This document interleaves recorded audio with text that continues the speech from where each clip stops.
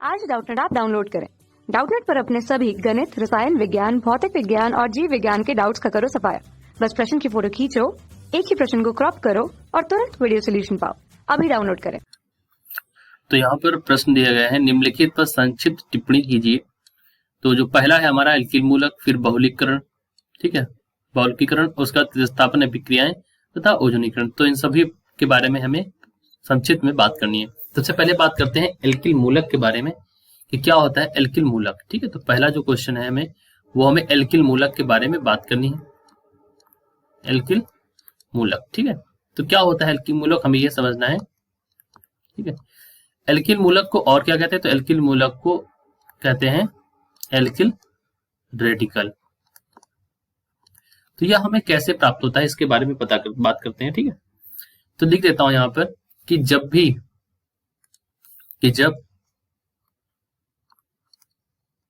Alkene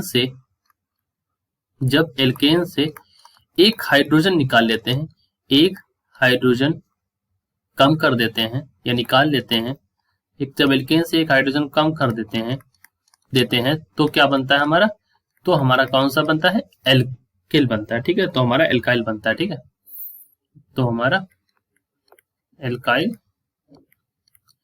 मूलक बनता है।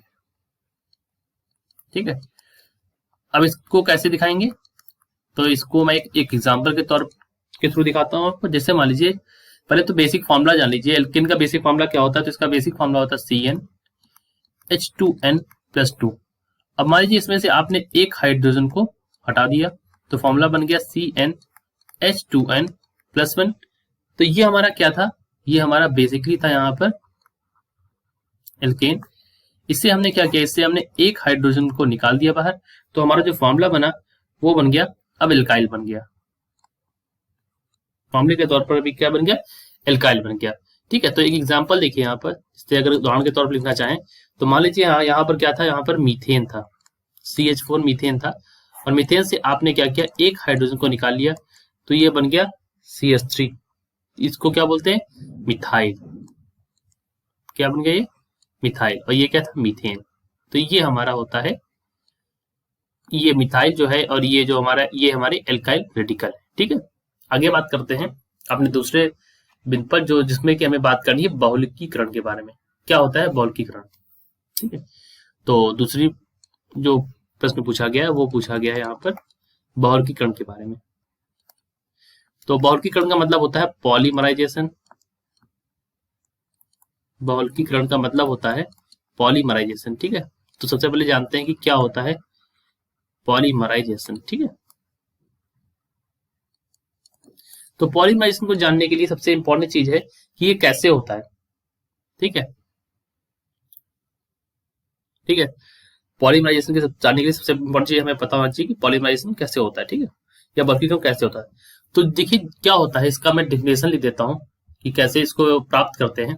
होता क्या है कि कई सारे छोटे पॉलीमर बनके उसका कॉम्बिनेशन जो है वही हमारा पॉलीमराइजेशन रिएक्शन कहलाता है। तो जो छोटे अणुभार वाले होते हैं, निम्न अणुभार वाले जो समान या असमान छोटे छोटे अणु होते हैं, उनके संयोग से प्राप्त होने वाले उच्च अणुभार वाले यौगिक को बहुलक कहते हैं। ठीक है, जो छोटे छोटे होते हैं, मतलब यानी कि निम्न अणुभार वाले जो बहुलक होते हैं, ठीक है, वाले जो समान या असमान, ठीक है, समान रूप से या असमान जो होते हैं, स्मॉल जो होते हैं, जिनका एटॉमिक नंबर स्मॉल होता है। ठीक है, छोटे छोटे संयोग से प्राप्त होने वाले, ठीक है, प्राप्त होने वाले उच्च अणुभार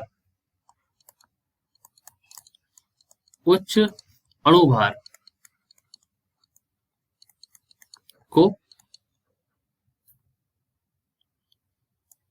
यौगिक बहुलक कहते हैं। ठीक है, इसको क्या कहते हैं, यौगिक बहुलक। ठीक है, और यह जो क्रिया होती है, ये जो क्रिया होती है, इसी क्रिया को हम क्या कहते हैं, बहुलकीकरण। ठीक है, यह क्रिया बहुलकीकरण कहलाती है। ठीक है, तो और डिटेल में समझाते हैं, चलिए आपको हम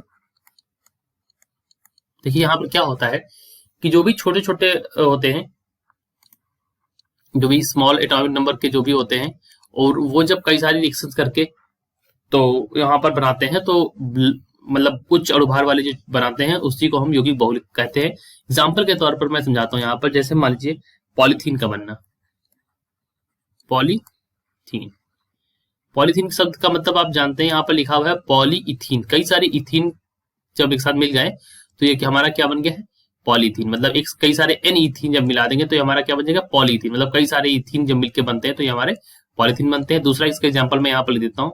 दूसरा एग्जाम्पल यहाँ पर है टेफ्लॉन। टेफ्लॉन आपने घर में देखा होगा, जो ये बर्तन आते हैं टेफ्लॉन के, जो कि चिपकते नहीं है, ये टेफ्लॉन।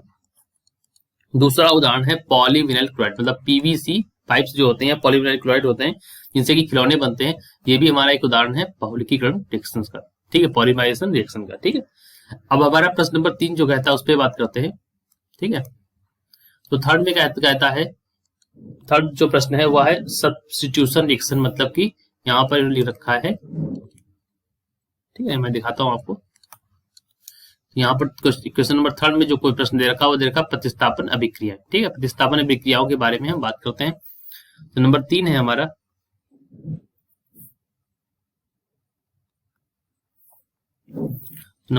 हमारा सब्स्टिट्यूशन रिएक्शन, मतलब प्रतिस्थापन, ठीक है, प्रतिस्थापन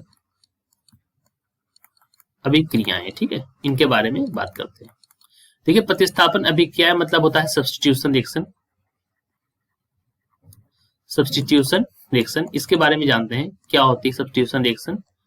देखिए सब्स्टिट्यूशन रिएक्शन मतलब सबसे मतलब समझ में आ रहा है प्रतिस्थापन, मतलब किसी को विस्थापन, किसी को हटाकर उसका स्थान ले लेना, ठीक है, प्रतिस्थापन कर देना, रिप्लेस कर देना।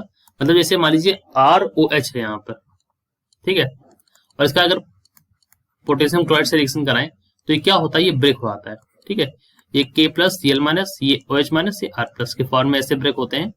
और उसके बाद ये रिएक्शन सब्स्टिट्यूट हो जाती है और इस रिएक्शन का फॉर्मेशन ऐसे होता है कि कुछ RCl बन जाता है और प्लस KOH बन जाता है, ठीक है। तो ये हमारा एक उदाहरण है प्रतिस्थापन मतलब सब्स्टिट्यूशन रिएक्शन का। मतलब इसमें क्या कर दिया इन्होंने, इसमें सब्स्टिट्यूशन हो गया है, ROH और इनका आपस में सब्स्टिट्यूशन हो गया। देखिए ये और ये इन्होंने आपस में सब्स्टिट्यूशन कर लिया है, K की जगह इन्होंने Cl यहाँ पर चला गया और KOH इधर आ गया, तो सब्स्टिट्यूट हो गए, ठीक है। हमारा जो फोर्थ क्वेश्चन है, जो चौथा प्रश्न है, वो हमारा है यहाँ पर। चौथा प्रश्न में आपसे पूछा गया है, चौथा प्रश्न को दिखा देते हैं आपको। चौथे प्रश्न में कहा गया ओजोनीकरण, ठीक है, चौथे प्रश्न में कहा गया ओजोनीकरण, आपसे कहा गया, ठीक। तो ओजोनीकरण देखते हैं क्या होता है। ओजोनीकरण मतलब ओजोनोलिसिस भी इसको बोलते हैं, ठीक है, इसको हम ओजोनोलिसिस भी बोलते हैं, ठीक है। तो ओजोनीकरण समझते हैं सबसे पहले कि क्या होता है ओजोनीकरण। तो ओजोनीकरण समझने के लिए सबसे महत्वपूर्ण चीज यह है कि जो भी असंतृप्त हाइड्रोकार्बन होते हैं, मतलब अनसैचुरेटेड हाइड्रोकार्बन होते हैं, क्या होते हैं, अनसैचुरेटेड हाइड्रोकार्बन्स होते हैं, मतलब असंतृप्त हाइड्रोकार्बन होते हैं। ये ओजोन के साथ क्रिया करते हैं, इसके साथ क्रिया करते हैं, ओजोन के साथ क्रिया करके क्या बनाते हैं, ओजोनाइड बनाते हैं, ये ओजोनाइड बनाते हैं, ठीक है। यह जो क्रिया है, यह जो क्रिया है ऊपर, यही क्रिया को हम क्या कहते हैं, इसी क्रिया को क्या बोलते हैं, ओजोनीकरण, ठीक है। इसी क्रिया को हम कहते हैं ओजोनीकरण, ठीक है। ये जो क्रिया है आपने ऊपर करी है, जिसमें अनसैचुरेटेड हाइड्रोकार्बन को ओजोन के साथ रिएक्शन करा के आपने ओजोनाइड का निर्माण कर दिया, ठीक है। ये जो क्रिया है ये द्विबंध की स्थिति तथा संख्या का निर्धारण करती है। तो यहाँ पर संख्या या द्विबंध का निर्धारण करती है, ठीक है। यहाँ पर एक और चीज जानना आवश्यक है कि ये जो ओजोनाइड बनता है, कि जो ओजोनाइड बनता है इसको, इसका जल अपघटन करा देकर, जल अपघटन करा दें तो जल अपघटन के द्वारा इसका फॉर्म, इसका रूप जो है वो हम और बदल सकते हैं। जल अपघटन के द्वारा इसका जो रूप है, जैसे हम एल्डिहाइड और कीटोन बना सकते हैं, एल्डिहाइड और कीटोन का निर्माण भी कर सकते हैं, ठीक है। तो ये हमारी रिएक्शन है जो अनसैचुरेटेड हाइड्रोकार्बन को ऑक्सीजन के साथ रिएक्शन, ओजोन के साथ रिएक्शन कराएंगे तो यहाँ पर ओजोनाइड बन जाएगा। यही हमारी ओजोनीकरण क्रिया कहलाती है, ठीक है। इस क्रिया का उदाहरण तो हम आपको बता देते हैं। इसका सबसे अच्छा उदाहरण है ओजोन परत पर, ठीक है, जो ओजोन की परत होती है ना, एथिलीन पर ओजोन की क्रिया, ठीक है। सबसे अच्छा उदाहरण जो है एथिलीन, ओजोन पर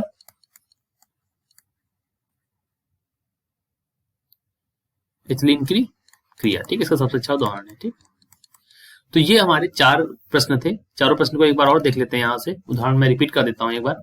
चारों प्रश्नों का जो मतलब था, सबसे पहला हमारा प्रश्न पूछा गया एल्किल मूलक के बारे में, तो मैंने आपको बताया कि एल्किल मूलक कैसे होता है। तो एक एल्केन में एक हाइड्रोजन कम कर दे तो हमारा एल्काइल मूलक बन जाता है, जिसके मैंने आपको निम्न उदाहरण दे दिए।